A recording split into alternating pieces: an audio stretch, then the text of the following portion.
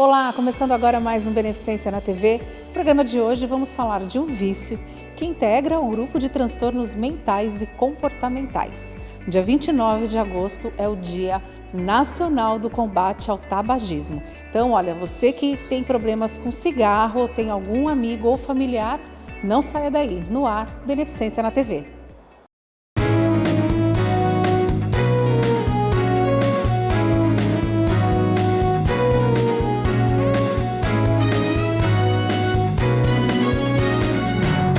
Beneficência na TV.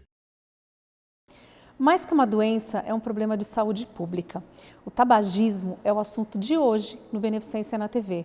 E sobre isso eu vou conversar com ela, que é pneumologista e responsável aqui pelo ambulatório da Beneficência, que em parceria com a Faculdade UNAERP, Faculdade de Medicina, está fazendo um atendimento ambulatorial para dependentes do cigarro. Eu converso com a pneumologista, a doutora Fabíola Gomes Rodrigues. Obrigada por aceitar nosso convite. Doutora, como é que começou agora, nesse mês de agosto, esse atendimento ambulatorial, que é uma parceria com a UNAERP, né, da Beneficência e a UNAERP? Eu queria que a senhora explicasse como que é esse atendimento aqui para as pessoas que são dependentes do tabagismo. Exatamente. Os pacientes dependentes de tabagismo, muitas vezes já fazem um acompanhamento médico com seus pacientes, com seus médicos, devido a algum problema cardiológico, pulmonar, e vem demonstrando uma dificuldade para cessar o hábito tabágico. Às vezes, inicialmente, o paciente sabe da necessidade, sabe da dificuldade, mas o tabagismo é uma questão de dependência, uma dependência química e uma dependência psicológica. Por mais que o paciente tenha vontade, se ele não receber algum tipo de apoio, algum tipo de orientação, ele tem muita dificuldade de deixar o hábito, mesmo sabendo que tem uma necessidade extrema. Esse ambulatório visa ajudar esses pacientes a adquirir mecanismos que o façam ser capazes de fazer o término do vício. Assim sendo, juntamente com os alunos que acompanham todo o nosso atendimento, nós fazemos uma contribuição médica para o paciente e uma contribuição educacional para os alunos que estão aprendendo a atender um paciente dependente tabágico. Nessa consulta, inicialmente a gente faz uma entrevista para saber se o paciente já tentou parar de fumar alguma vez, quais foram as dificuldades apresentadas, qual é o seu grau de dependência de nicotina, quanto tempo fuma, qual é a carga que fuma. Quanto mais alta a carga tabágica, nós realizamos um questionário de Fargstrom, um questionário reconhecido para avaliar a dependência química da nicotina. E quanto maior o grau de pontuação nesse questionário, mais dificuldade esse paciente vai apresentar para a parada de fumar. Agora, doutora, a gente vê hoje muitos jovens fumando logo cedo. Dentro desse questionário que a senhora faz com os pacientes, a senhora consegue observar em que momento da vida que eles começaram a fumar? É porque os pais fumavam ou por questões ambientais, sociais mesmo, de querer entrar para a turma? O que leva hoje o jovem a iniciar tão cedo, doutora? O hábito tabágico familiar é um fator importantíssimo para a dependência tabágica. Famílias de fumantes, em geral, você vê pai, mãe, avós, tios, todos fumando, porque o indivíduo, desde pequeno, convive tanto da forma de... ele já se torna um fumante passivo, o que isso também já é um problema bastante grave, porque já se sabe hoje que o fumo passivo é deletério, e ele também tem aquela situação de não perceber que isto não é uma boa atitude. Porque se o pai fuma, o avô fuma, a mãe fuma, ele vai achar que isso é uma coisa natural. Então, muito lógico ele iniciar no hábito mais cedo. Uma casa de não fumantes, o adolescente não conviveu com isso, ele vai ter um certo receio, até medo de aparecer em casa fumando. Então, isso acaba segurando um pouco a entrada do vício no adulto jovem. Atualmente, nós estamos com um problema bastante sério, que é o consumo de tabaco não através do cigarro industrializado só, porque o consumo de tabaco vem reduzindo em incidência no país o de cigarro industrializado. Entretanto, o uso de tabaco de outras formas, através do narguilé, através de cigarro eletrônico vem aumentando. E isso se tornará, nos próximos anos, um problema muito sério, de impacto enorme do ponto de vista econômico, social e de saúde também. Por que algumas pessoas conseguem e outras não? É psicológico isso? Existe a dependência química e a dependência psicológica. Os dois atuam. Alguns pacientes, quando se veem entre a cruz e a espada, falam, eu vou parar e conseguem. Só que existe uma dificuldade que é muito inerente à própria pessoa. Alguns pacientes têm uma condição psicológica melhor para tomar esta atitude e conseguir. Outros já têm um grau de estresse, de ansiedade, de depressão que não o permitem fazê-lo dessa forma. O ambulatório do tabagismo lida com isso também. E é muito comum, quando a gente inicia essa atividade também no ambulatório do tabagismo, orientar as pessoas que tomem muito cuidado, porque é muito comum, vou substituir o cigarro era o meu prazer. Então agora, o que eu vou fazer? Eu vou comer chocolate, eu vou comer doce. Então a gente orienta. É até importante o paciente ter alguma coisa na boca, por causa da questão da oralidade. O fumante associa pôr o cigarro na boca. Então, é comum ele não fumar e ele pegar alguma coisa para beliscar. Então, a gente costuma orientar, inclusive, que ele utilize uma cenourinha raspada, uma uva passa, algumas coisas, uma bala diet, algumas coisas que, inclusive, sejam menos calóricas, para que ele não troque o cigarro por algo muito, que depois vai se tornar um problema de ganho de peso muito excessivo. Eu ia perguntar, porque algumas pessoas relacionam parar de fumar e engordar, né? Isto acontece, só que nós temos como minimizar isto. O que acontece? O cigarro, ele também inibe o centro da fome. Então, a pessoa que fuma sente menos apetite. Quando você retira o cigarro, ela naturalmente tem mais apetite. E tem mais uma questão. Como o cigarro também altera a sensação do paladar e do olfato, e os fumantes perdem paladar e olfato fumando, quando o indivíduo para de fumar, o paladar e o olfato começam aos poucos a retornar. E as coisas se tornam mais gostosas, naturalmente. E às vezes algumas coisas que o indivíduo comia, que achava que gostava, ele passa a não comer, porque ele começa a perceber o real sabor daquele alimento. Existem gatilhos que levam a pessoa a fumar? Às vezes aquela pessoa ela para um período e de repente algum problema emocional, alguma coisa que ela esteja passando, ou até o fato visual mesmo, existem esses gatilhos? Existem gatilhos e eles são muito importantes. Com relação aos gatilhos, a parte emocional costuma ser o principal. Ou teve uma perda na família, ou perdeu um emprego, e aí ele lembra que aquilo trazia prazer. O cigarro traz algum prazer para o indivíduo que fuma, por isso que ele fuma. Existem substâncias que que deixam mais calmo. Então, o que a gente faz nessa situação? A gente trata a parte emocional. E a gente tenta mostrar para esse indivíduo que, independente do que aconteceu, fumar só vai lhe trazer mais um outro problema além daquele que já aconteceu. Então, a gente não pode substituir aquele problema, a solução sendo o cigarro. Esta é a última mas isso acontece. Existem gatilhos como atitudes também. O indivíduo só fuma no fim de semana quando ele vai sair para beber com os amigos. Quando isso acontece, como é que a gente aborda esse paciente no ambulatório? A gente fala, olha, você vai passear esse fim de semana? Isso antes da pandemia, né? Porque agora a gente não manda ninguém passear. Você vai passear esse fim de semana? Então você escolhe aqueles amigos que não fumam e você não leva seu cigarro. Não vai sair com quem fuma agora. Porque ainda tem mais uma coisa. O indivíduo, quando para de fumar, existe um monte de gente contra que ele pare. Os próprios amigos desse indivíduo. Porque todo mundo quer ter sucesso. E todo mundo inveja o sucesso alheio. Então, quando o indivíduo consegue parar de fumar, aquele amigo dele que não conseguiu faz de tudo para dar aquela rasteirinha nele.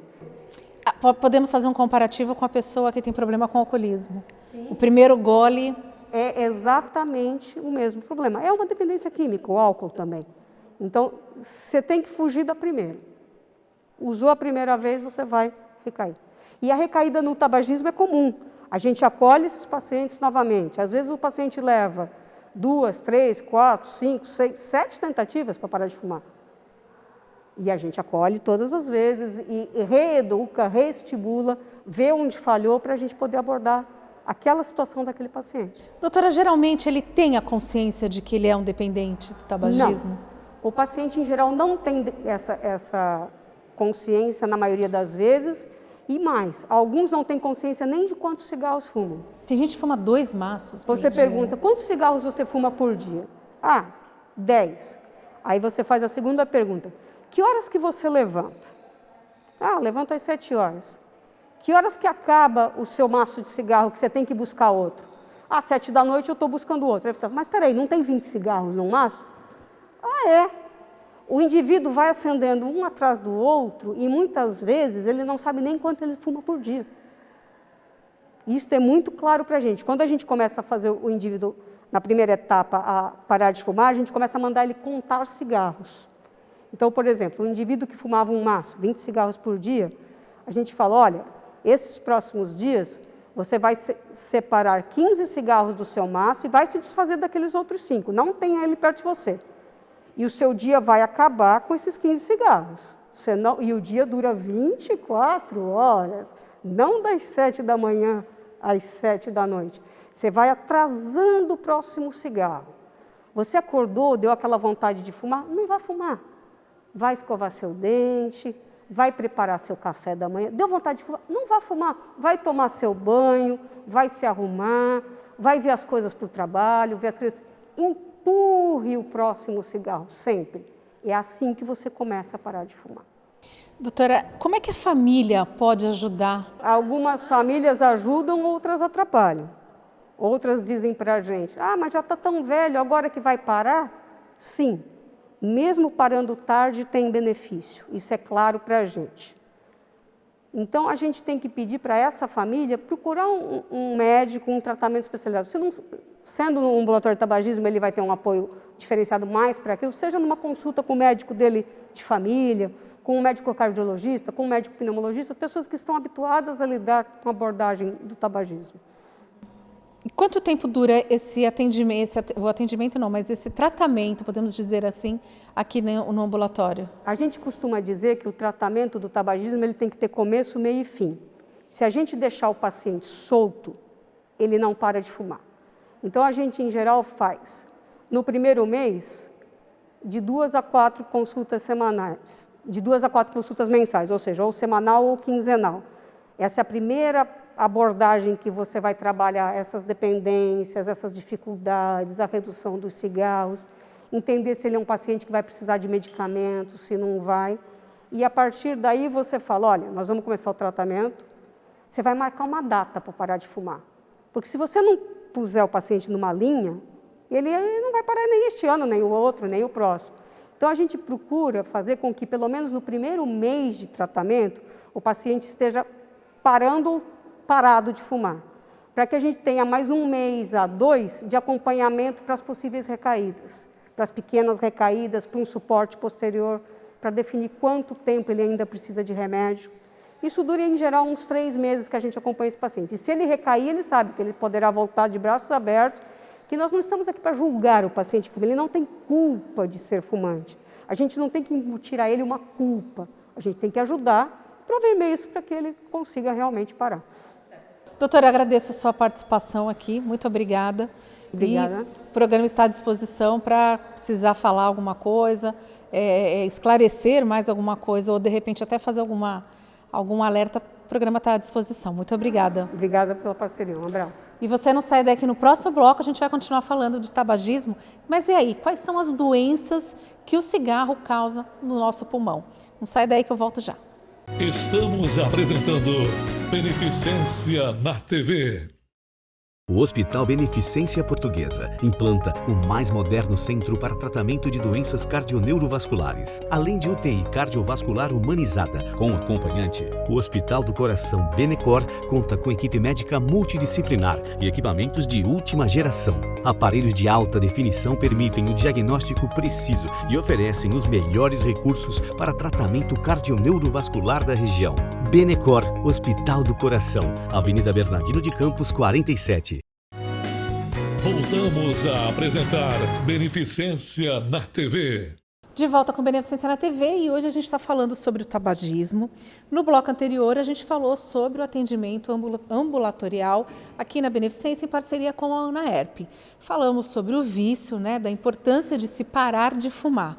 Mas e aí, eu deixei uma pergunta no final. Quais são as doenças que o cigarro podem ocasionar ao nosso pulmão? Sobre isso eu vou conversar com ele, nosso pneumologista aqui da Beneficência, doutor Josué. Tudo bem, doutor? Obrigada Tudo mais bem? uma vez. Eu que agradeço. Doutor, cigarro realmente faz mal para o nosso pulmão? A primeira coisa que eu tinha que dizer é o seguinte, uma questão racional você pensar se o cigarro faz bem ou mal, né? Nós temos que pensar primeiro o seguinte, o brônquio não foi feito para receber fumaça.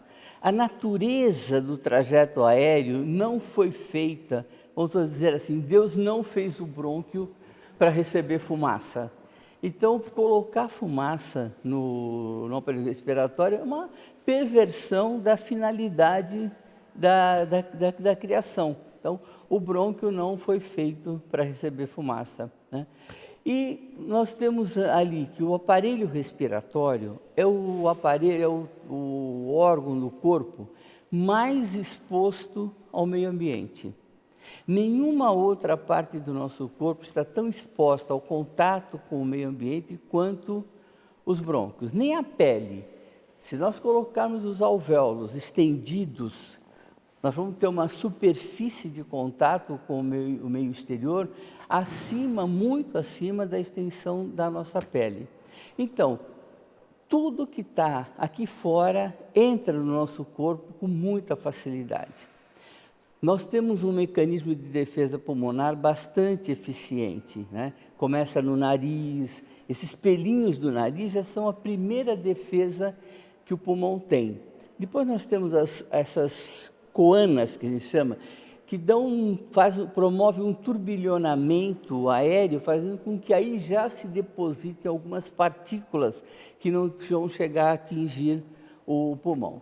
Quando chega na traqueia, nos brônquios principais e nas divisões brônquicas que vão se sucedendo, outros mecanismos entram para defender o pulmão da agressão do meio ambiente, né? Esses mecanismos são os cílios, né? O epitélio pulmonar é um epitélio que está cheio de cílios, pelinhos, que varrem. Então, além disso, nós temos um mecanismo celular de defesa do pulmão. Dentro dos alvéolos, a gente tem células que promovem defesa das partículas, do conteúdo que chegam até o pulmão. Agora, vamos imaginar que nós vamos colocar, além do ar que a gente respira, colocar fumaça, né? O cigarro, na sua fumaça, ele tem uma composição, tem mais ou menos 4.700 e tantas partículas, né? É muita coisa que tem no cigarro, né? Quando você aspira, dá aquela tragada, você promove um aquecimento na ponta do cigarro que passa de 800 graus Celsius. Isso aumenta a velocidade cinética com que essas partículas vão adentrar ao aparelho respiratório. Então, essas partículas vão mais aquecidas, vão com uma velocidade maior e vão raspar o trajeto aéreo, vão ficar atritando os brônquios, os bronquíolos, até chegar no alvéolo. A gente sabe que ele é o maior vilão do câncer. Independente do câncer de pulmão, qualquer outro tipo de câncer, os médicos são categóricos em afirmar de que o maior vilão é o cigarro. Mas no caso do pulmão, existe, por exemplo, uma doença que alguns médicos falam, quem fuma já tem DPOC. Como que funciona isso? Olha só, ninguém fica impune ao tabagismo. Ninguém fica impune. Mas o cara morreu com 100 anos, tal. Mas ele não fica impune ao tabagismo. Algum sintoma decorrente da agressão da fumaça ele vai ter durante a vida. Quanto mais cedo você começa a fumar, pior para a evolução das suas consequências da fumaça. Quando você começa a fumar já na adolescência, calcula-se que você perde em torno de uns 20 a 25 anos de vida a uma pessoa que não fuma. O enfisema, a bronquite crônica, essa é a mais evidente, que está mais próxima da ação inflamatória da fumaça, né? Como eu estava descrevendo, a fumaça vai atritando esse trajeto aéreo e inflama. Essa inflamação causa um inchaço, né? Esse inchaço diminui a luz do brônquio, né? Diminuindo essa luz do trajeto aéreo, vai formar um mecanismo de válvula. O ar entra, porque o brônquio dilata, mas na hora de sair, o brônquio inchado fecha antes que todo o ar saia. Isso vai fazendo que acumule ar dentro do pulmão, dentro dos alvéolos, e com o progredir disto, haverá uma ruptura desse alvéolo.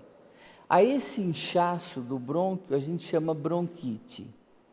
Quando rompe o alvéolo, ou ele murcha por perda da elasticidade, aí chamamos de enfisema. E a gente sabe que o cigarro também como eu disse anteriormente, que ele é o vilão do câncer, mas também ele ocasiona outras doenças, como pessoas que têm problema com pressão arterial, a parte digestiva. Então a gente sabe que ele também ocasiona outras doenças, não só no pulmão.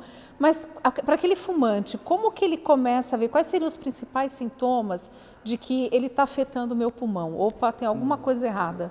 Porque o fumante nunca sabe, né? Mas geralmente o familiar. A gente pensa no cigarro, pensa no pulmão, mas tem outros eventos assim importantes. A parte circulatória, né? O pulmão, a fumaça do cigarro tem a nicotina, que é vasoconstritor.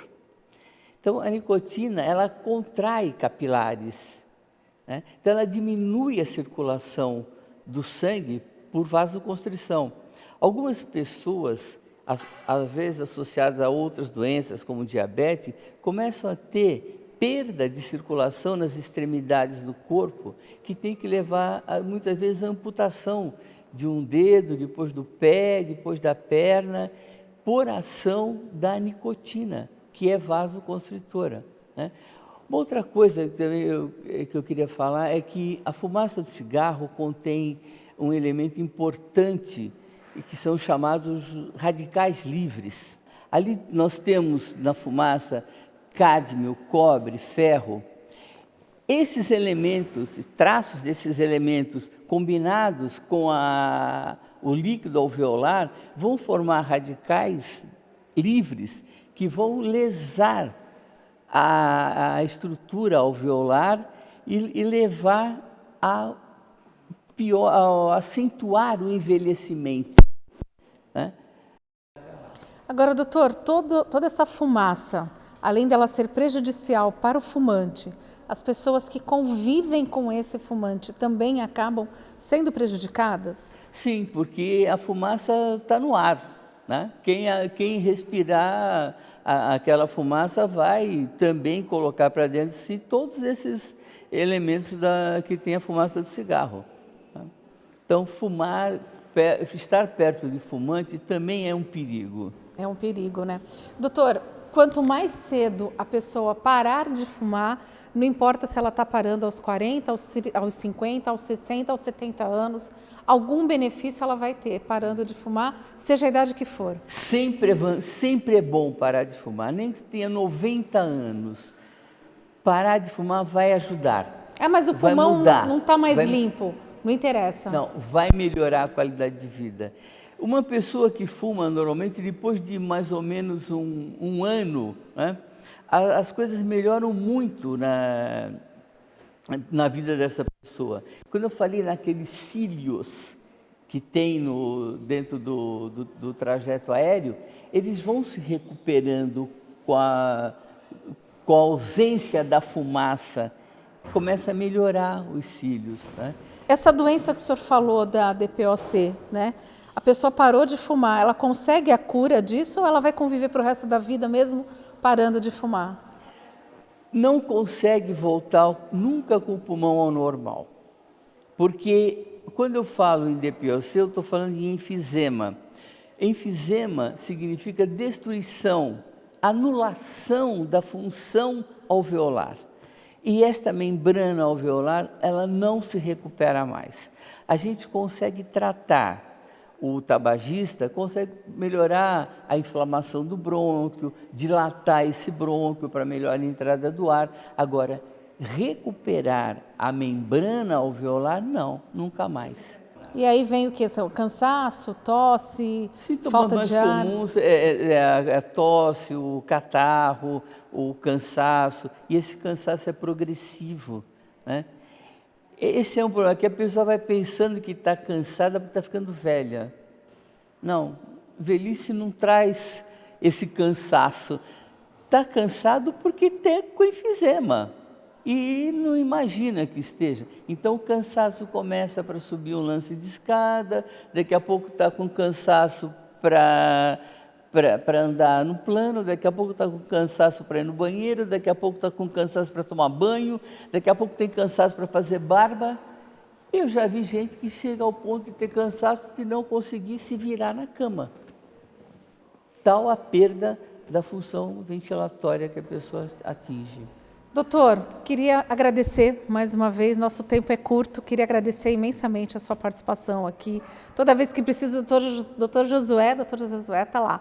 Queria que o senhor deixasse um recado, então, para aqueles fumantes que estão começando a ter alguns sintomas, mas acham, não, é porque eu estou ficando velho, eu estou sedentário, eu engordei um pouquinho, mas não, o cigarro está te fazendo mal. Então, eu queria que o senhor deixasse um recado para esses fumantes. O meu recado começa assim: o cigarro talvez seja a maior causa de morte evitável do mundo. Procure tratamento. Tá? Muitos médicos não valorizam muito a atenção no empenho de falar sobre a parar de fumar, porque tratar a parar de fumar é só mais difícil do que parar de tratar alguém para emagrecer, né? Ou é muito difícil, tem que gastar muito tempo conversando com o paciente. E muitos médicos, às vezes, não têm tempo. Por isso que é muito bom ambulatórios que nem esse que a Beneficência está fazendo, e ter uma médica que vai cuidar exclusivamente do tratamento do paciente que quer parar de fumar. Esse é o maior investimento. Parar de fumar a qualquer momento. E ter vontade própria, ter vontade, né? Tem que ter, acima de tudo, vontade. Então, você que está aí fumando, que assistiu o programa, pensa, ainda dá tempo. Não existe, eu já estou velho, já passou muito tempo, não. Ainda é tempo de você parar de fumar. E se você tiver dificuldades, eu vou deixar aqui, vai aparecer no seu vídeo, o telefone do ambulatório da Beneficência Portuguesa, onde está tendo esse atendimento ambulatorial para pessoas tabagistas que estão precisando parar de fumar. Tá bom? Então, fica o conselho aí do Beneficência na TV. Doutor, obrigada mais uma vez. A você que ficou com a gente, nosso muito obrigada. E se quiser rever essa matéria, rever tudo, os endereços das nossas redes sociais estão aparecendo no seu vídeo. E lembre-se, pare de fumar e a gente se vê na próxima semana. Até lá!